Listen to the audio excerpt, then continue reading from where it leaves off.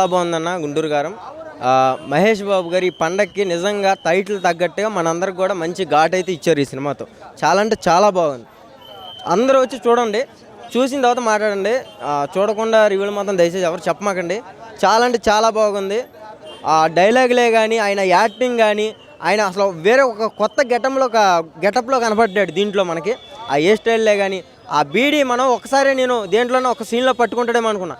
Cinema starting నుంచి ending దాకా చేతిలో బీడీ ఉంటాను. ఈ అగ్గిపెట్టి ఇలాంటి ఇలా వస్తుంది, అగ్గిపెట్టి యా నుంచి వస్తుంది అగ్గిపెట్టి అర్థం కాదు, మళ్ళీ జమ్మని చేతిలోకి వస్తుంది.